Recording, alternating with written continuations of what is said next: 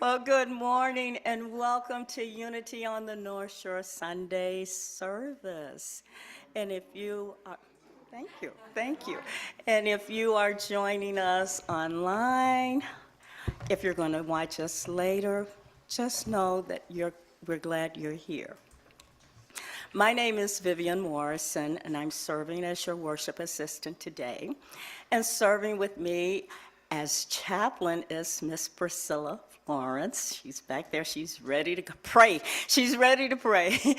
And our musician, Danny Bauer, and the grateful voices. So glad you're here today. Give yourself a hand. Yay! And this wonderful choir is directed by Scotty Zacher, and we want to thank Scotty for being the support, bringing this beautiful music. And our speaker today to give a wonderful lesson is our own Reverend Kurt. So let's kind of go with, Reverend Kurt. So let's just take a moment now and go within for our opening prayer. Just take a deep inhale and exhale. Holy Spirit, let this be the day our hearts overflow with love and forgiveness. Let this be the day that peace and calm permeates our mind, body, soul, and spirit. Let this be the day that healing flows through every nerve, cell, muscle, tissue, organ, artery, and vein in our body. Holy Spirit, let this be the day that divine wisdom and understanding guides our thoughts, words, and actions. Amen. And now the grateful voices.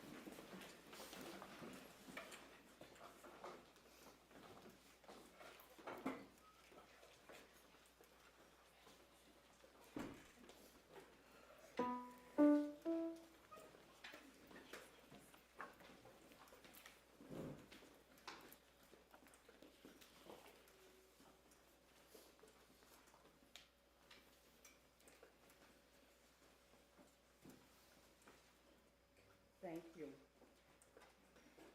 Unity is a positive, practical approach to spiritual living based on the teachings of Jesus and the power of prayer.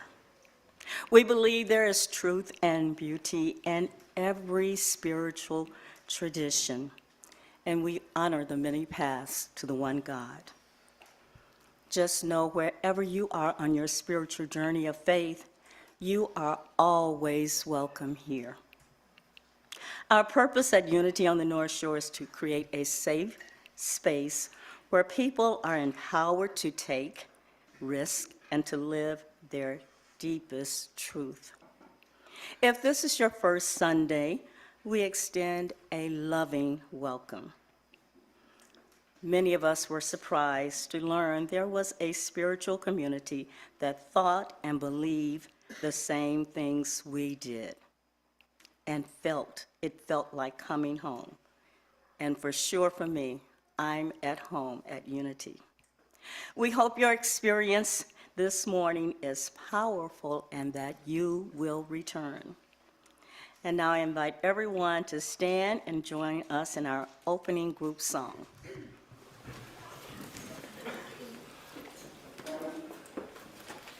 So actually, normally Danny would be leading us, but Danny celebrated his birthday really loudly and his voice hasn't recovered yet.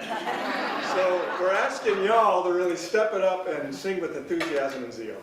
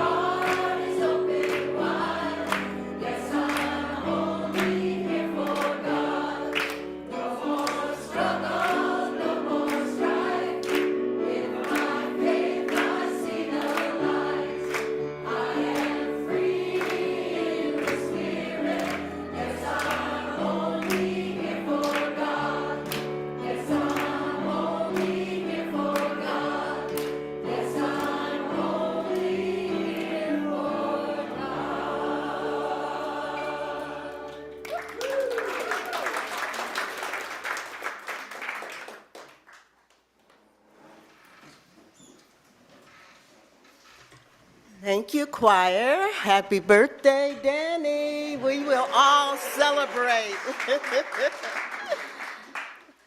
I am Priscilla Florence, and I am your chaplain for today.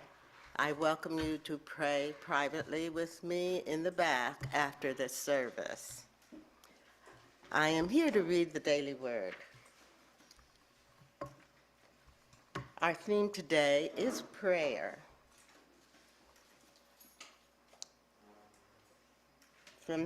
And our verse is Psalm 46, chapter 46, verse 10. And we can all say the last few words of this. Be still and know that I am God. I feel the presence and power of God as I pray. In the Revealing Word, Unity co-founder Charles Fillmore described prayer as the most highly accelerated mind action known. This awareness is my comfort and assurance as I release my worldly concerns and feel the presence of God. As I pray, I immerse myself in the silence so I can be still and know. From this place of deep communion, I relax and focus my attention on the divine ideas of life, of love, wisdom, and strength, and order. These are mine always to claim.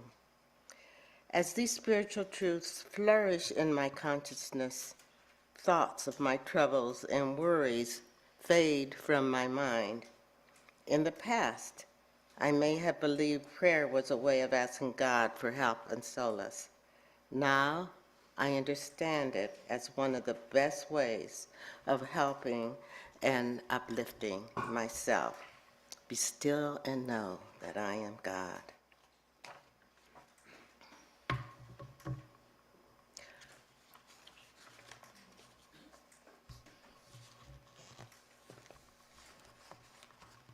Now center yourself as we hold in prayer yourself and all your loved ones. This is the time to think positively of them as well as you.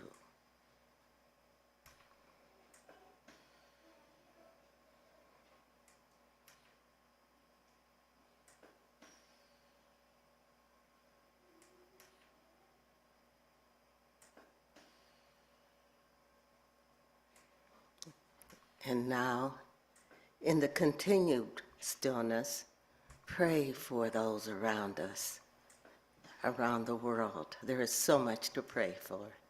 Let us take a moment and pray.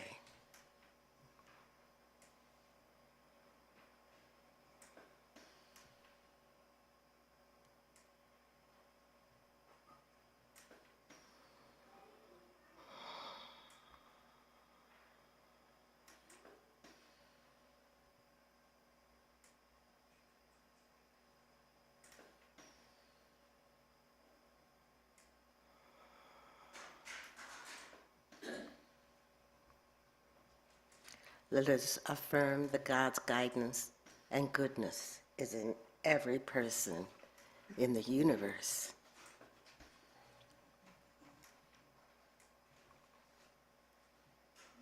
Thank you. I hope to pray with you in the back if you wish.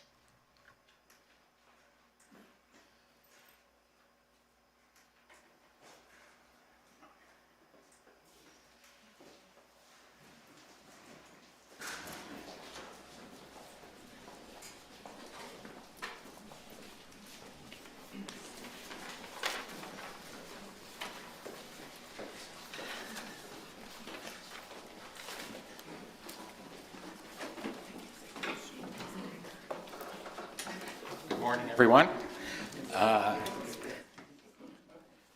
Doesn't the choir look great in their green for St. Patrick's Day?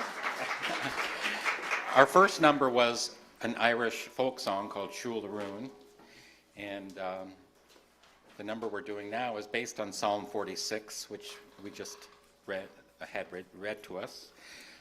So this is called You Are My Refuge.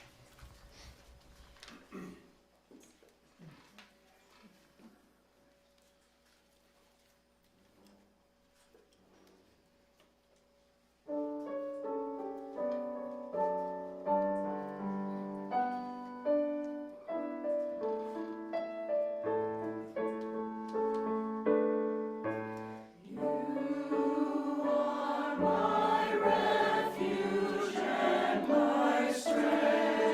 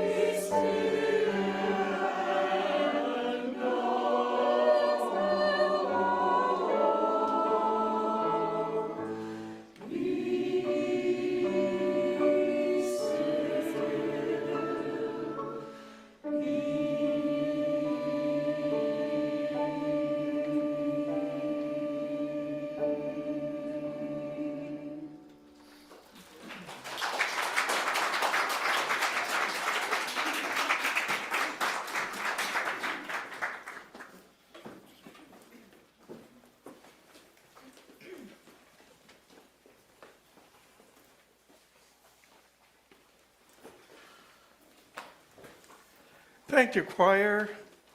Danny, would you mind pulling that stool up here for me?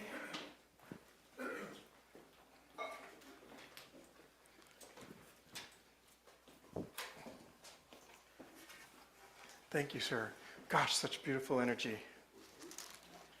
I have a confession to make, and it's kind of a tough confession to make when the whole choir is sitting right in front of me here, but Scotty sent me these lyrics ahead of time, and I almost asked him if there might be another song that the choir could sing instead of that one.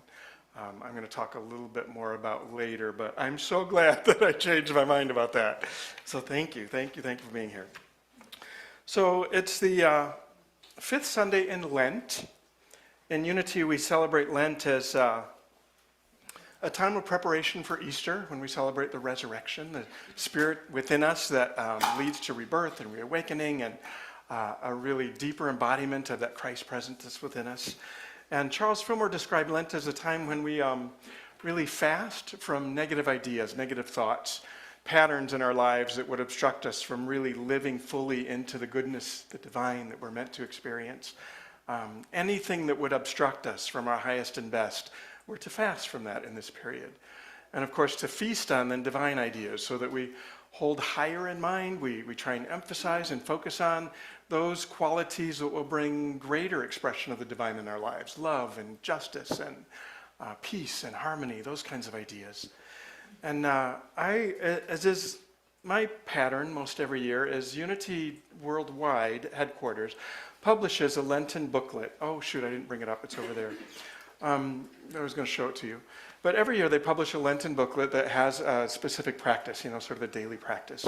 And I'm particularly fond of the letting go that is the theme for this year. And the letting go for week 5, which is what we're beginning now, is letting go of being right.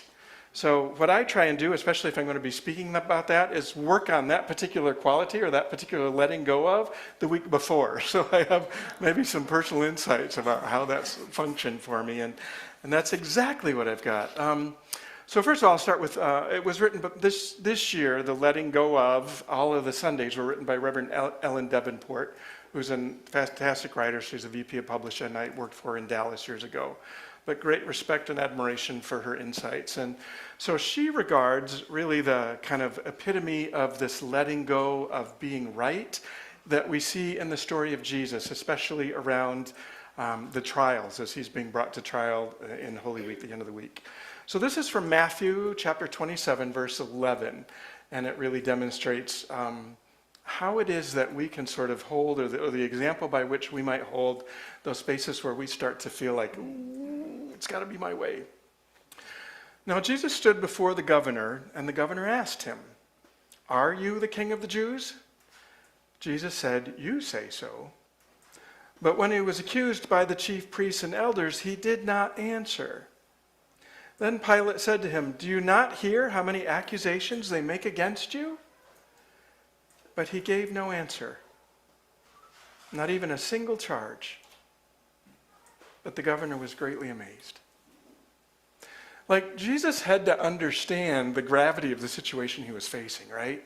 This was his opportunity to make the case for why his ministry and who he was and what he was about to be, and he doesn't. He doesn't explain it. And I think when you think about how remarkable that is, if you're in a similar situation where you are being accused of something that you feel is unjust, or where you feel like you have the upper hand or the high road that you're over, how tempting it is to jump in and make our case, to get really defensive about that and self-righteous about that, and what it would take to kind of pull back from that experience. And why would it be? I mean, admittedly, things in his earthly life didn't end up greatly. For Jesus, the next week was torture, literally. Suffering and death. We'll talk a little bit about what that looks like for us. But very often, if we're in that position of really knowing that ours is the right way and this is how the world and everybody else ought to be behaving, there's a dying that has to happen in that attitude if there's ever going to be any emergence, any sort of resurrection of the greater power of us to be the greater capacity that we have to be a presence for light and peace. Something's got to die, and it's probably not going to be a joyful experience in that letting go. So here's an easy, funny one. I hope you'll think it's funny. So choir, Scotty sent me the lyrics, some of the lyrics out of, and mentioned that it was out of one of the Psalms. And as I read through those lyrics, you are my refuge and my strength, my port in any storm. And immediately that triggers in me. As a Unity minister, I am very focused and very proud and very committed to our teachings about the capacity that we can never be separate from God, and that there is only good in the universe. That anything that would suggest that we are these kind of pitiful, weakling, victim folks begging some deity that's separate and apart from himself, I'm going to push back from that pretty hard. Because it's not at all what attracted me to Unity in the first place, and I think it's what distinguishes us in some ways from other forms of religion, other types of religion. That it's that piece. So as I was sitting there in my self-righteous indignation that no, this is begging for God to protect us outside of ourselves. We don't want to be talking about that on Sunday morning, especially not on Holy Week, and I'm going down that road, and then I'm remembering, oh, my practice this week is to let go of being right. So I did a little bit of research, and what I found is that this composition, not only was it based on one of the Psalms, but it was written for high school choirs in the middle of the pandemic. So I did a little bit more searching, and because those choirs, those kids, these are kids, at the height of like social activity and connection is huge in high school. And they had completely been robbed of that. No rehearsals, no concerts, no fundraisers. They were all sitting home alone, like all of us. And this piece was commissioned and written for them.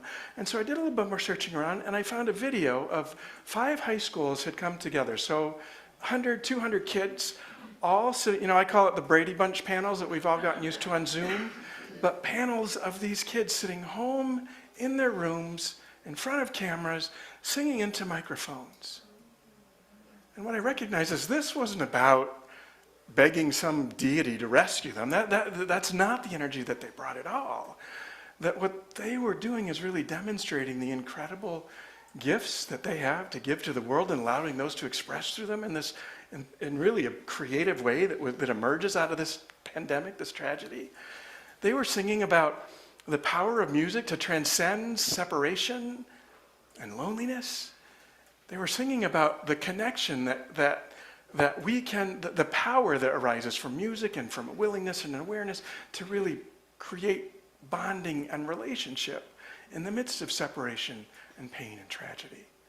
Like so completely, but I had to be willing to let go of my self-righteous attitude about what those words might be conveying. So that's just my little example of how I begin to let go of what it is to begin to stand in that space of letting go of being right.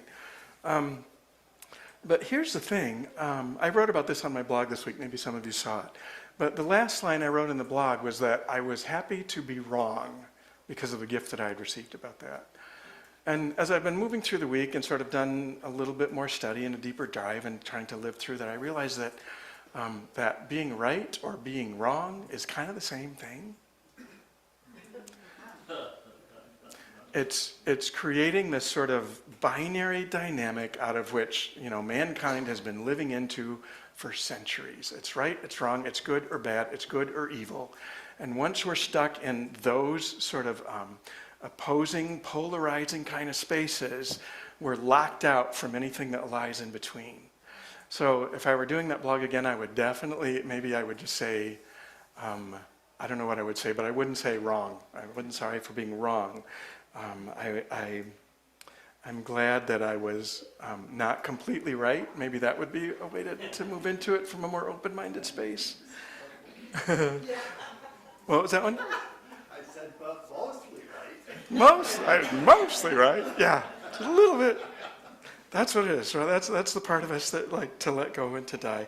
So that good, bad, and then so I remembered there's a wonderful quote from Rumi that maybe some of you have heard. That out beyond ideas of wrongdoing and right doing, there is a field, and I'll meet you there. And he's speaking to that sort of transcendent transcendent quality of moving beyond dualistic thinking, whether it's right or wrong, and to be able to sort of live from a space that is much more nuanced. One of my favorite teachers and authors and coaches is named Martha Creek, and she has a wonderful book where she talks about the same dynamic. And she says, until I can see from that larger frame, beyond right doing and wrongdoing, I'm going to be victim to the bad, addicted to the good, seeking, desiring, selling my soul for the good, and affronted, panicked, and terrorized by the bad. So there really is great value in being able to let go of being right and just being maybe interested or curious about what other perspectives might be, other ways that we can begin to step into a deeper understanding of that. There's this next week, I mentioned a while ago that there's a group of interfaith churches that have come together to try and create, or to at least lessen some of the tension and acrimony around the Palestinian and Gazan situation, conflict in Israel and Gaza. And they had some wonderful discussions, brought in some scholars, and so the next phase of that is happening in this next week. And there's a novel that's based on a true story written by two fathers, a Jewish man and a Palestinian, both of whom had children that were killed as a result of the tensions that have been a part of that part of the world for decades. And these two fathers have come together, and it's told in a fiction story that really allows us to sort of glimpse those nuances that happen in between. Like if these two men can find common ground and become agents for creating peace and reconciliation at a level that then I think it gives us all great hope. But the novel is called A Paragon. A paragon, am I saying that right? Yeah, a paragon, which I had to look it up. I had no idea what that meant, but it's an infinite-sided polygon. So that the perspectives and the views that we bring as a human collective are infinite. Each of us has a different perspective, and each of us is a part of that wholeness, right? It's a beautiful, I think, a depiction of that. So if you're interested, there's going to be a book discussion. It'll be in our announcements later. That's wonderful. I got the facilitator's guide this week. And one of the piece that I want to share with you today in terms of this backing off from the need to be right is part of the coaching that we use in setting up the discussions that are going to be a part of, that were a part of the last session and a part of what this discussion of the novel will be. And the first is to step up, step back, and step over. Now, step up and step back I've heard before in other groups, maybe you have too. It's like if you know yourself to be someone who, when you're in groups, you tend to really be very comfortable putting your opinion in and speaking your mind. If that characterizes you, I got that backwards. If that characterizes you and you know that about yourself, then just kind of pay attention and step back. Let somebody else speak or talk into that space, right? Okay, if you know yourself to be someone who's kind of shy or waits to hear what everybody else is thinking and not really confident about speaking your mind, then you would be encouraged to step up and share your perspective. And mind you, we're very careful to make sure folks are speaking from their own experience. It's not this or the way it should be, but this is how I experience it. There's a lot of I statements. But step over I had not heard before. And what I noticed in the discussions that we had earlier and what I anticipate will happen in this one is that step over it's that space where we allow for nuance. It's that space where we let go of my perspective being right and theirs wrong and simply allow. It's sort of, okay, we both sort of expressed what we believe, what we're experiencing, what we feel about this time, and now it's time to just sort of step over it. We're not going to resolve this. We don't need to resolve this in order to stay connected and be in understanding. So step up, step back, and step over is a wonderful practice for moving into a space where we can really be available to the connection that's already present among us. I have one more example that I want to share. And this comes from, there's a wonderful new short film. The Oscars were just this week. I don't think it was nominated for an Oscar because it was probably just made this year. But it was made by a really young filmmaker, kind of completely independently, alone in his garage. He set this whole thing up. The entire film is made in the garage, and it's It's done, there's a special on it if you want to see it, a Sunday morning CBS This Morning special. You can Google it. But it's basically, gosh, I don't know. There's so much I want to tell you about it. It's the way he could do it in his garage is it's puppets. But it's puppets that he's made from paper. He's cut all these figures out and made these characters and very carefully painted them. And then all of the filming is done with these amazing lighting effects. And the only special effects he uses are to remove the strings or the poles that he uses to manipulate these puppets. And it's this incredible story that as it unfolds, it's really how he has come to terms, now that his father has passed, with a relationship that his whole life he had just regarded as less than and not enough. His father was apparently one of those who kind of a remote figure, not real demonstrative, not real affectionate, not even very verbal, just mostly quiet and silent. And so after his father had passed, in order for him to kind of reconcile this, he had written this movie and made this amazing movie. And in the course of the movie, what we find is that, gosh, I don't want to give the whole movie away, so I got to be really careful here to not do spoiler alerts. Because I want you to, it's called, first of all, I'll tell you the name, Gruff. Search it on YouTube, Gruff. It's a 9-minute film.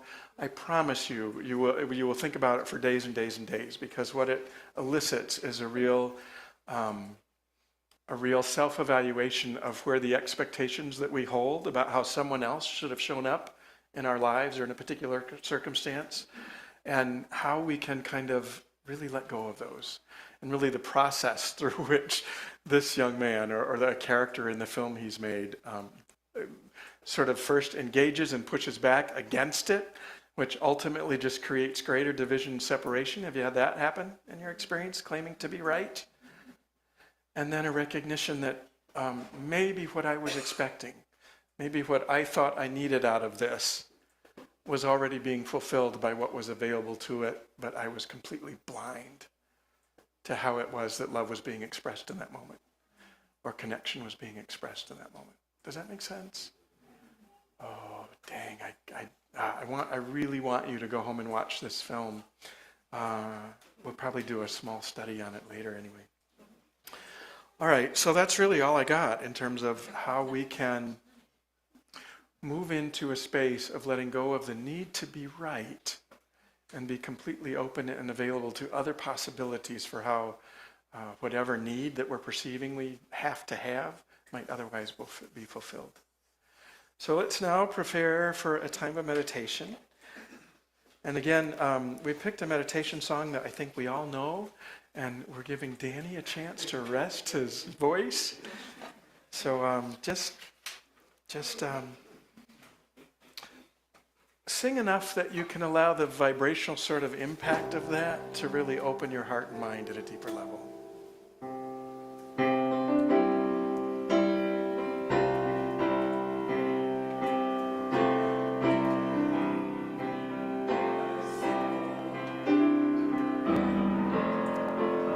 I'm diving in. Oh gosh, I'm on the mic.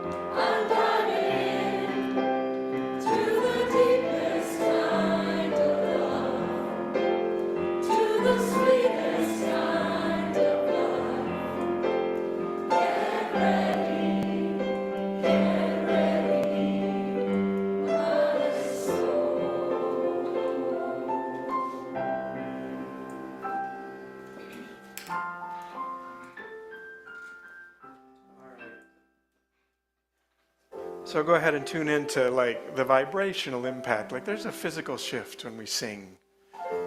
Gets the air moving more deeply within our lungs. Resonates really throughout our whole body. So just rest in that a moment, become aware of it.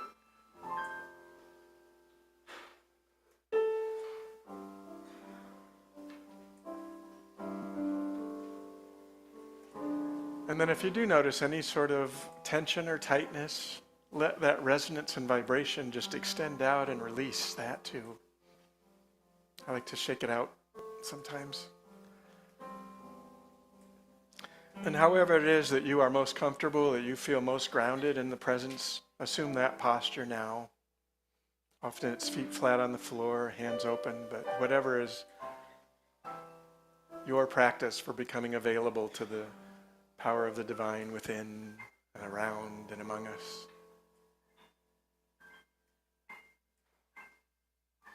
And I would invite you into entertaining the notion that this idea of being right is not all it's cracked up to be.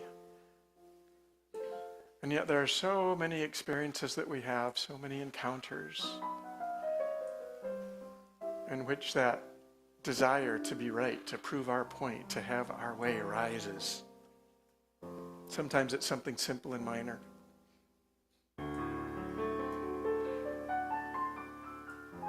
Might be as simple as, ooh, the minister is not dressed very well today. Got some judgment about that? Or maybe it's something in a deeper committed relationship or a deeper relationship that you value a great deal, but you've got some resentment or animosity or some defensiveness. Whatever it is, I'm inviting you to just call the energy of that to mind. We're not going deeply into the story of it. Just notice the energy of it. In some ways, that sense of self-righteousness can just feel delicious. And yet we know that it is actually an obstacle to connection. So that deliciousness, that feeling of self-righteousness is actually a wonderful signal that it's time to let go of our need for being right in that moment.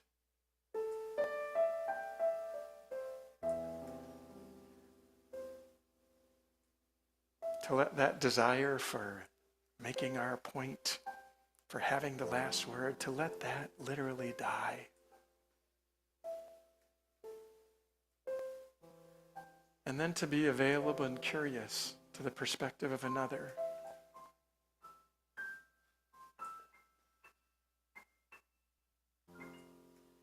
And in this moment, we don't have to figure out what that reconciliation is to be. What I would ask you instead to do is to imagine that sense of animosity or aggravation or tension or anxiety is dissolved. Just imagine it falling away.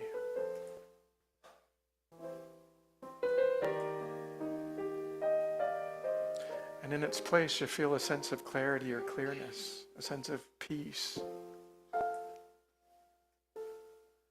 And to dwell in this space for just a moment,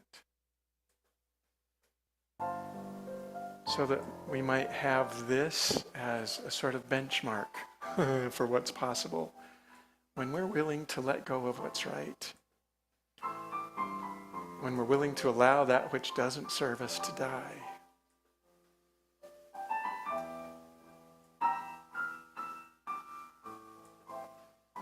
When we're willing to live into that old adage about the difference between being right and being happy, or being right and being at peace.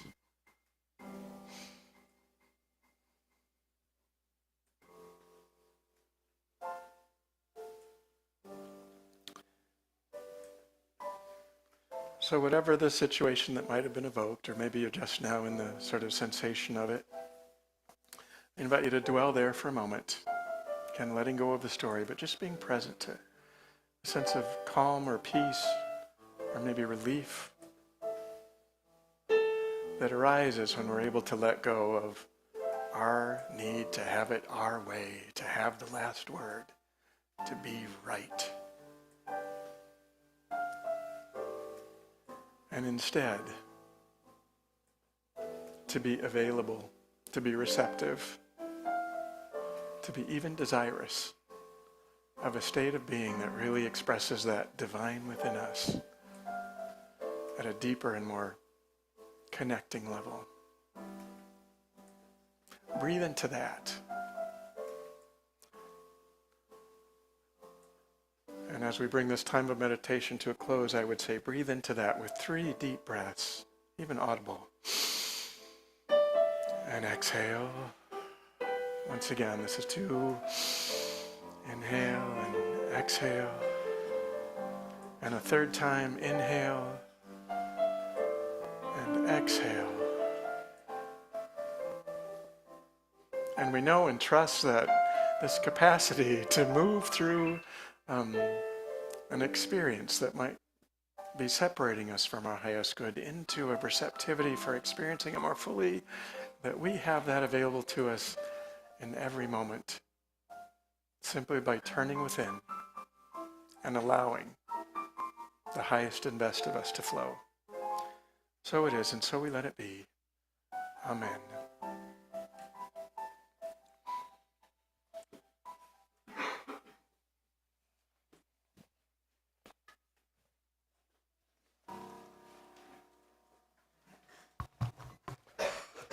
Thank you, Reverend Kurt. And I will take those 3 steps with me this week, and I will allow myself to let go and let God. Now is the time in our service when we share our love offerings, and we offer 3 simple ways to give. Text, use the donate button on our website, or send checks through the mail, and details of all 3 are on the screen. For those of you in the room today, please place cash or checks in the bowl near the door as you leave. And no matter how you give, what's more important is why you give. So here are 3 reasons why giving is so important to our spiritual growth and being. Number 1, it opens new channels of supply. Number 2, it reminds us that God is the source of all good. And number 3, it raises consciousness as nothing else does. So now let's bless our giving and receiving. And if you're not actually giving at this moment, I invite you to set your intention to give as we speak aloud our blessing. With joy and great gratitude, we affirm, divine love as me blesses and multiplies all that I am, all that I have, all that I give, and all that I receive. Okay, and grateful voices, you're on.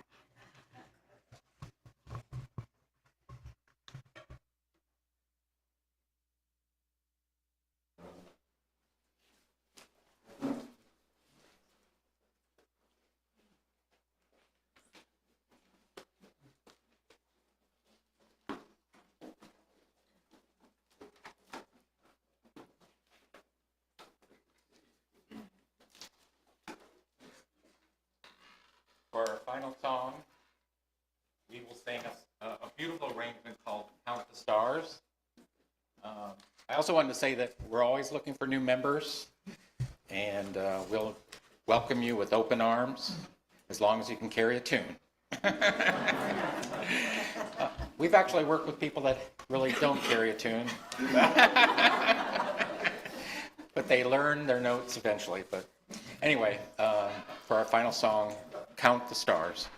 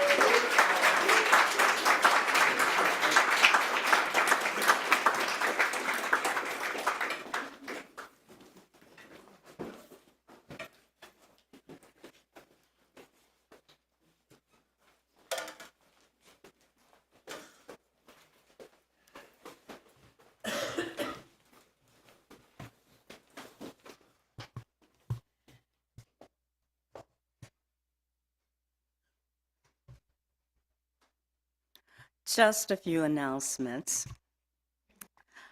I want to thank the tech team for their marvelous job as usual. Carl, Paul, and Jan, we really appreciate all that you do.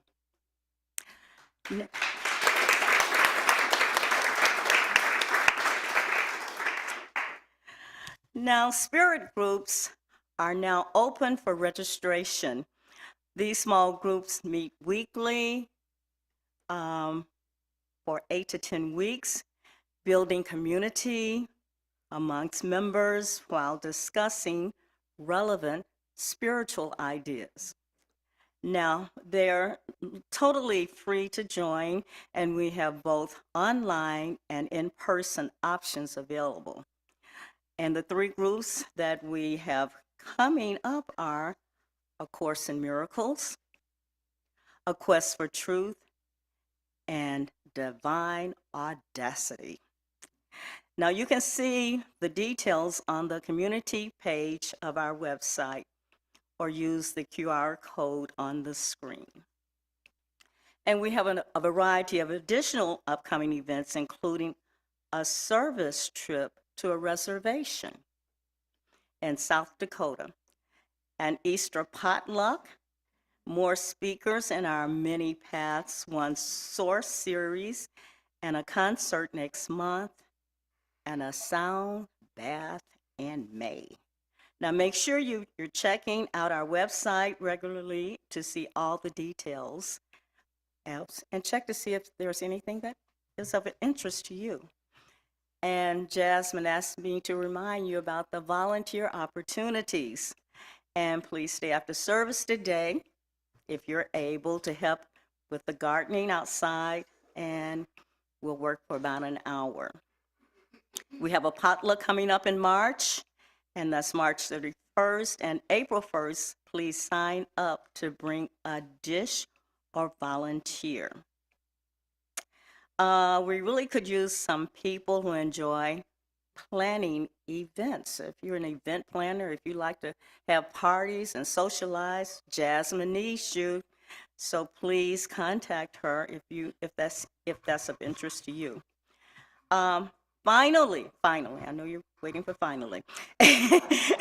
We'd like to invite everyone on Zoom to stay on after the service today for discussion group. Just stay, and someone will be able to start the video, and you can participate.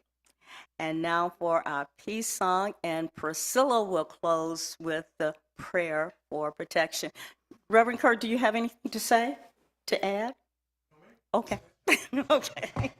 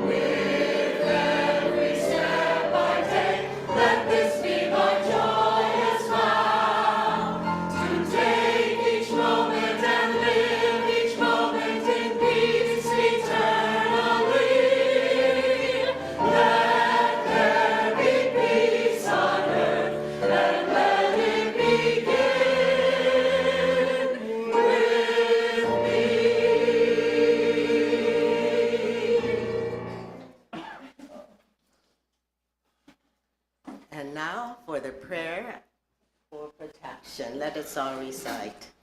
The light of God surrounds us. I am light. The love of God enfolds us.